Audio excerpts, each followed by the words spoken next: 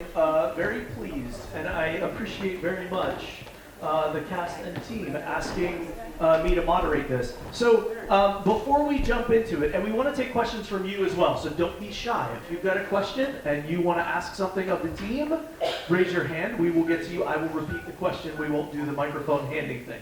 But a little bit of background, okay? Most of us are familiar with the film, right? How many are familiar with the play itself before you saw it today? Okay, cool, a handful of folks. So, a little bit of history. I said this during my opening night speech. This show was written in 1986. It premiered off-Broadway in 1987, where it ran for 1,126 performances and closed in 1990. It did not appear on Broadway until 2005, like almost 20 years later, and it only lasted 136 performances. So, Jolyn, our director right here, in the second seat right here, we'll start with Jolyn, and then pass it down as you want. How did you embrace and figure out that depth of connection that we all saw in your performances in such a short amount of time? So mainly it was the casting, honestly. I wanted to just make sure that it was authentic and that in order to bring the authenticity for the people, that had to be the right actors, number one. Number two, if you didn't already scan your QR code on your programs, there's something that will take you to the American Diabetes Association website. It also gives you information about type 1 and type 2 diabetes so that you can know the difference. And I wanted to make sure that we brought people in for our cast so they could learn about what it's like to have type 1 diabetes, what it's like to be a caregiver of somebody who has type 1 diabetes. We brought somebody in who has had transplants so we could learn about that as well together as a group. And I wanted just the actors to have that opportunity to take that and bring it to their characters. So that was a big one for me. Great. Cass, how about you guys? How did you find the connection? What part of when in the process, what part of the process, what was the process to get everyone to feel as familial as you all did? I can't stand these women.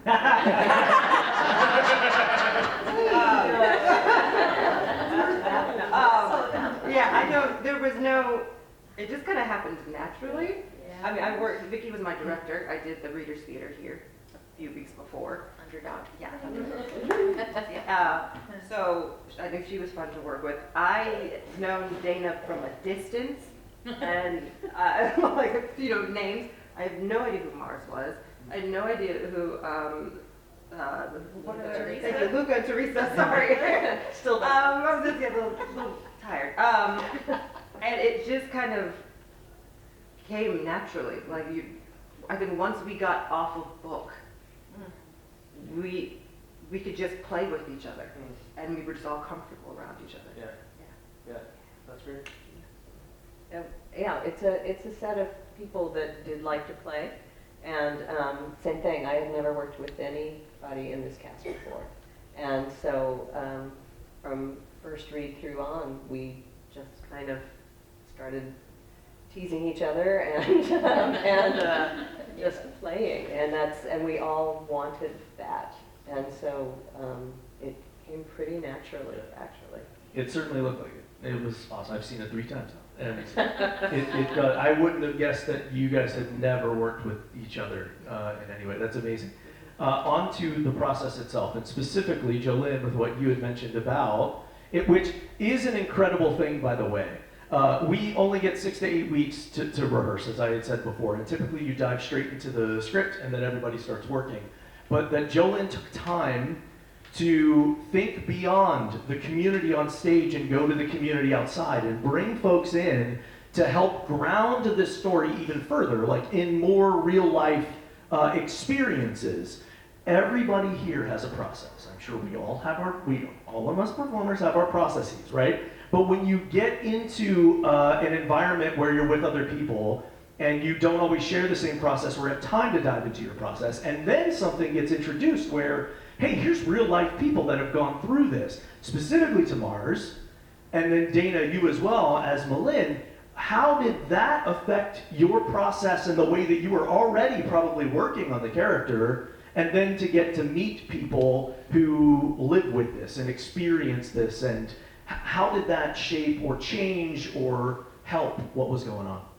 I can't necessarily speak for Dana, but it really helped ground me to the character and understand how much we've evolved in medicine, and how in the 80s a diagnosis of diabetes could be, especially if you were, getting pregnant, and it could be a death sentence, and we've gone so far with technology and being able to track, and you can stick something in your arm and you've got it on your phone, and it tells you, if you're low or too high, and it can dose you with whatever you need. But back then it was a guessing game. And so understanding people, getting to have conversations with people who have been diagnosed recently and who have been diagnosed since before technology has evolved has really helped me in understanding how to go about it in a real way.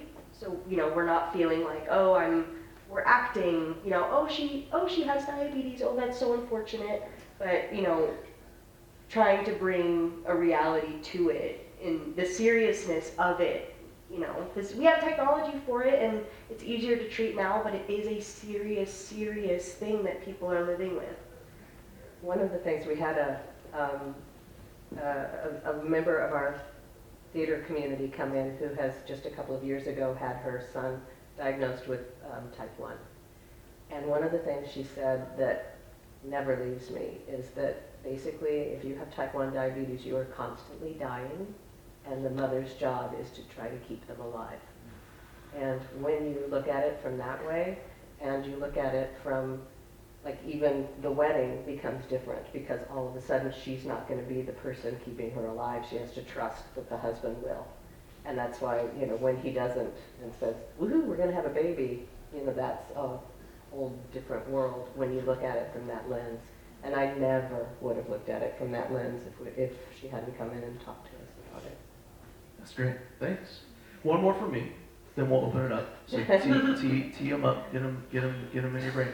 So the other part, I really feel like this script is taken for granted, and I think that it is not overlooked. This is one of the most produced plays that is out there. But why it's taken for granted is how well it's written, and the way that it toes that line of hilarious comedy and then incredibly tragic grief. And like, even at the end, my gosh, it's incredible that we go from desperate pleas and cries of grief from a mother to the immediate, but just punch Weezer, like, just here, go do it. How, and Victoria, we'll start with you. How do you balance that and flip that coin so quickly between a moment of grief and play? It's written in the script for us, but it's difficult to play. How does that work?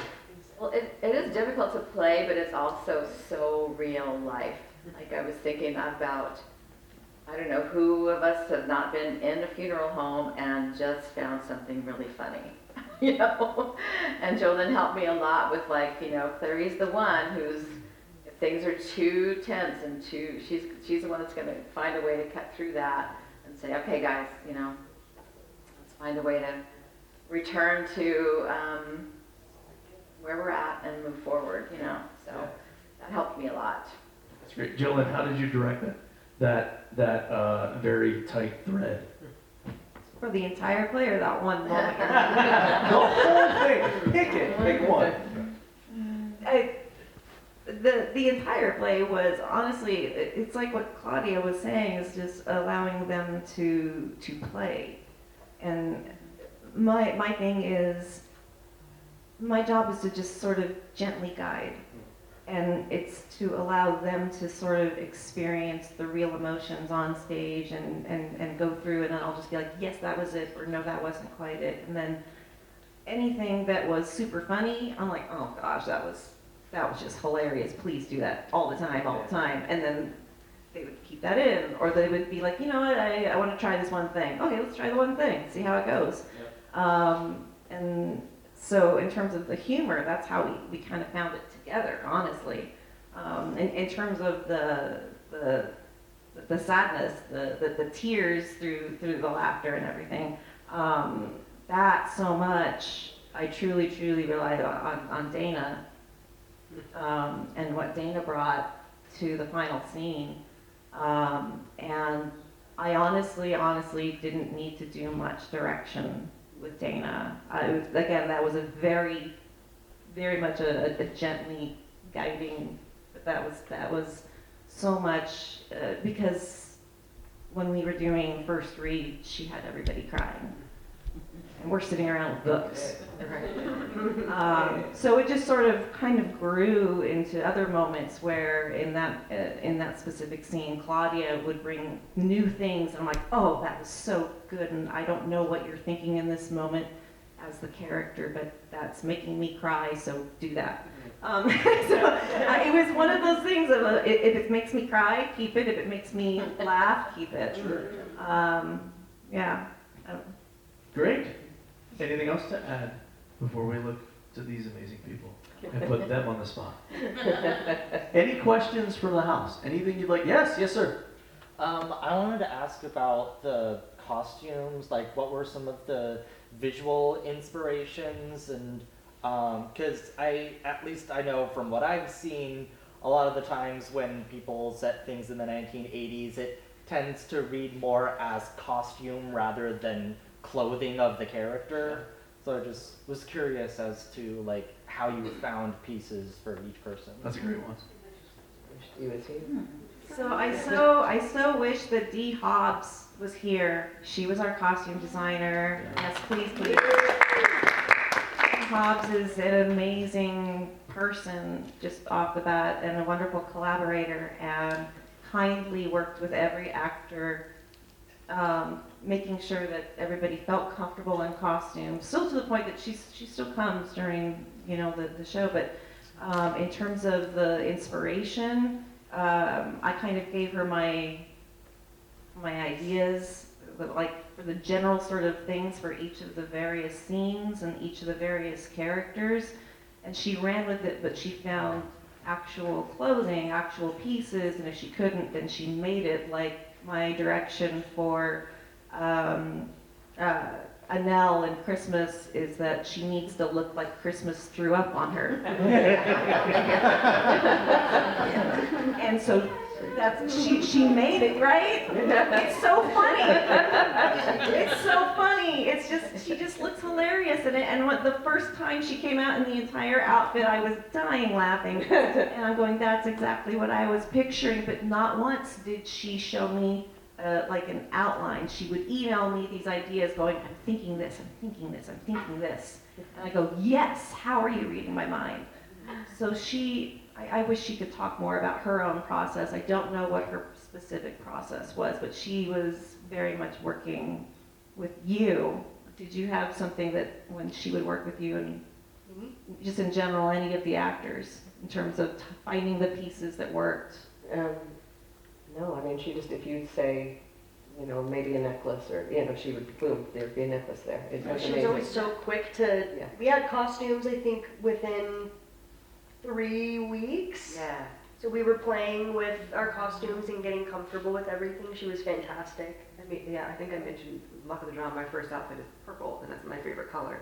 And she took it and ran with it. So I was like, okay, like she little details like that. I love that she had a palette for each scene, like we all had complementary, like she did our colors or something. We had our colors done. It was all very, very thought out. I mean, deeply thought out, not just like, oh, this is from the 80s. Let's, it was very visually.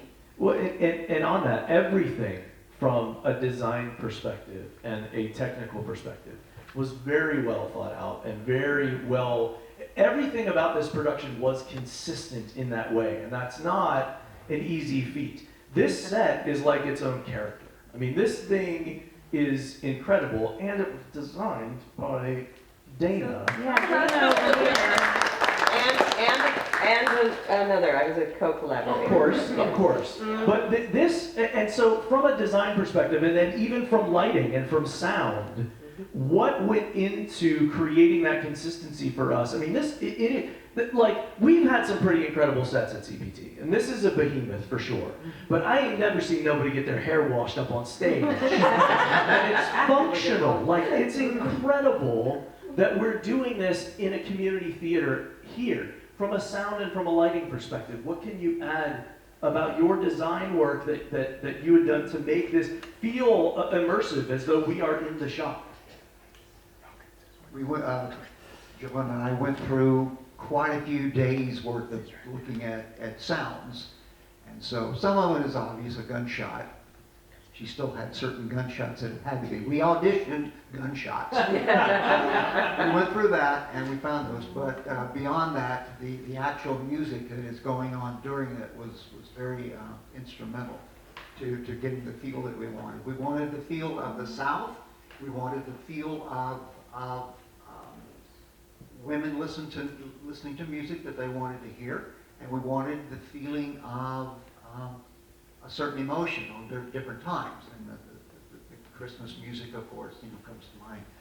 And then the one big thing that Jolyn and I went through was Shelby's theme, which is introduced at the beginning of the show. Nobody knows what it means.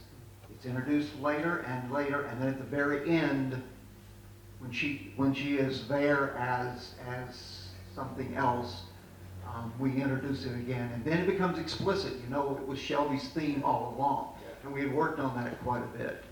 And that was as far as the sound design. We went through that. The lighting design was the actual set. It was lights up for when we're having that. We have lights in the patio that are more moonlight kind of a thing. We have light just over the doorway that's more of a porch light. When they lose power, the lighting design was intended to be the idea of a street light streaming through a window. So it's not quite what you would expect. It doesn't always light the actors. The intent was sometimes the actors' faces are not totally lit. That was intentional. Yeah. So you have to struggle to see what's going on. You would be struggling if the power was out. Yeah. And then power comes up, and then everything is back to normal. How many of you thought that was not intentional? Yeah, sure, of course.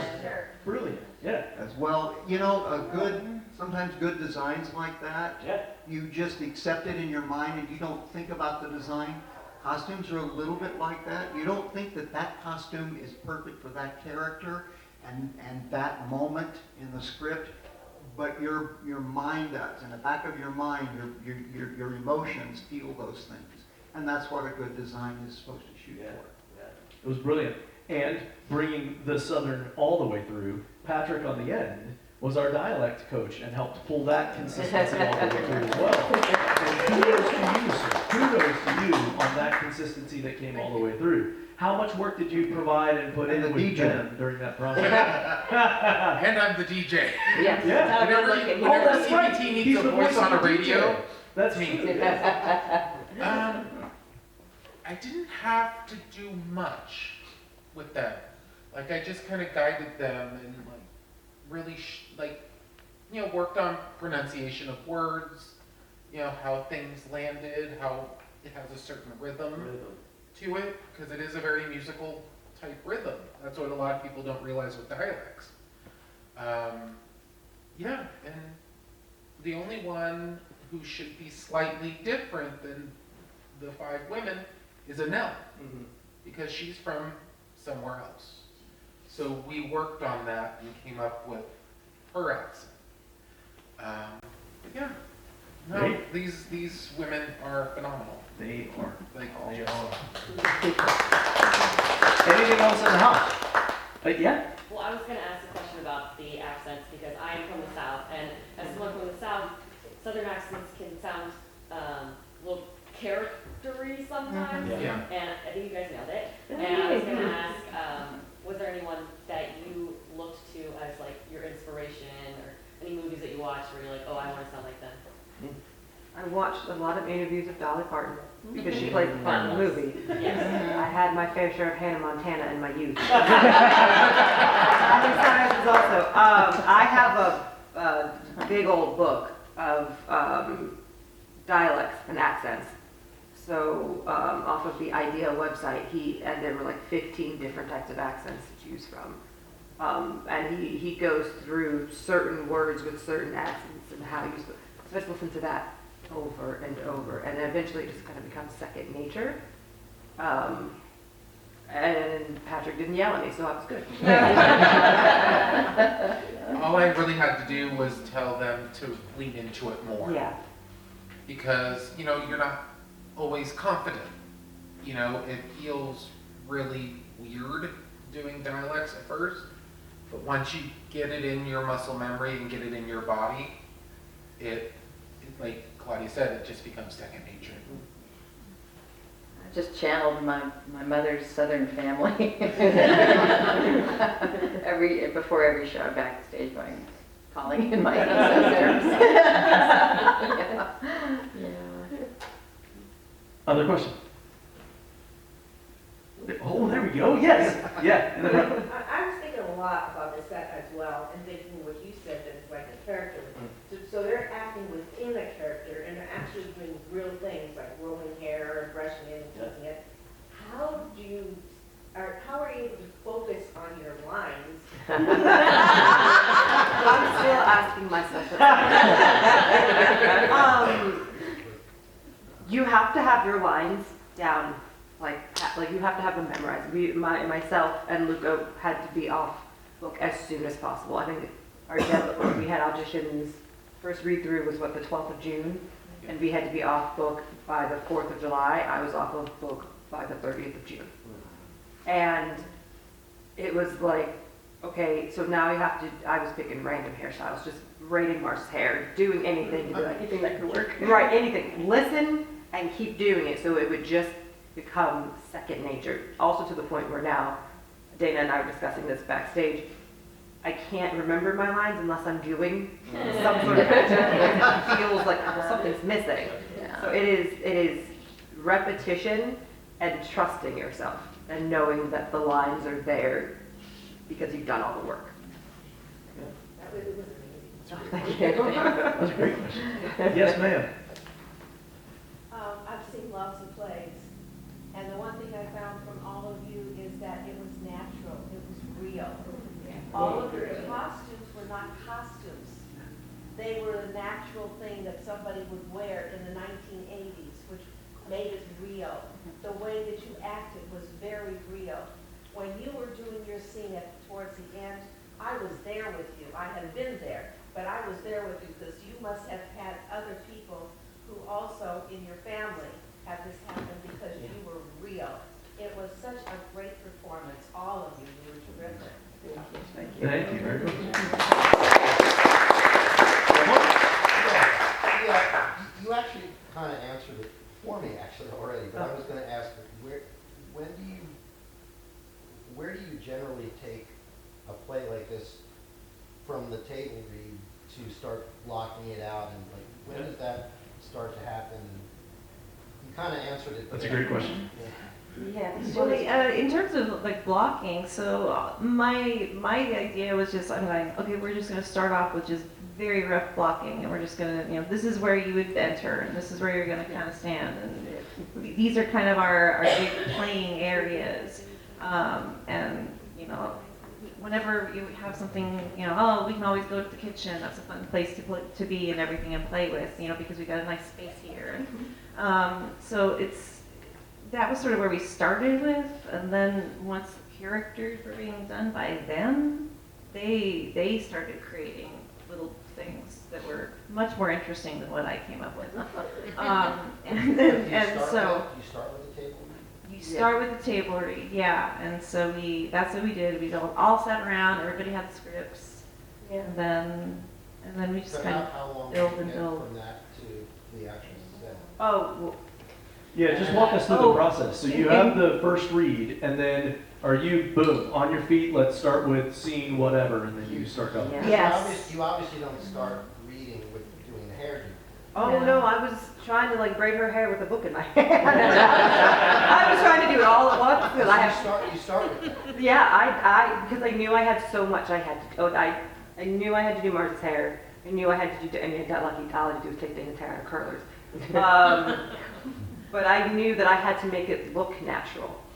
So once I think we started off, we had a part of a set on a different set, like it was Avenue Q. Avenue Q set, yeah. And so we had at least chairs. And so once I got like a chunk of whatever I was doing, I was like, okay, let me try to do her hair and try to, you stumble through it. But Jolyn was kind of like, whatever comes natural, just do it. And if I like it, great. If I don't, I'll let you know. And again, as we started adding on pieces, when I was younger, I used to get my hair done. I used to watch women do hair, so I was like, well, I kind of know how to do this. You pull from what you know and hope for the best. Last night she couldn't get a curler out. Yeah, there was a whole situation of like curler right in front. I'm gonna get a trim next week. I'm sorry. And apparently it worked well because Dana's friends were like, it looked natural. I'm like, I was having a panic attack on this. There's that. I wanted to be so good that if something happened, I wouldn't miss a line.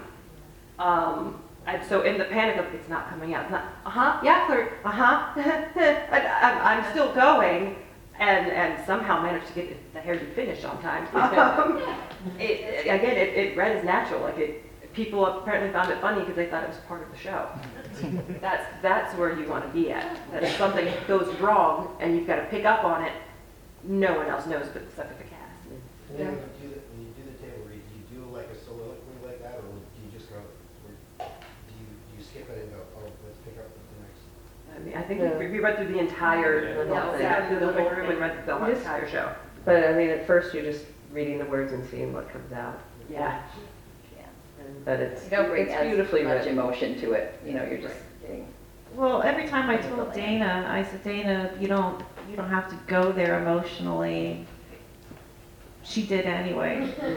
I'm like, all right, I'm just gonna stop telling you. Just the words. Just the words. Words. She's just, Words. yeah, she's wonderful to work with. They're all wonderful to work with, and I'm so glad. Thank you so much for saying that they came across natural, because that's exactly what everybody who worked on this play was hoping for, is that it felt like real women up on stage just being real. Yeah.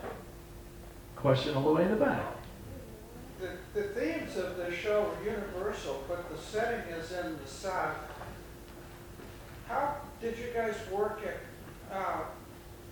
presenting the play in such a way that you didn't actually have to make it look like it was truly made on stage in the South?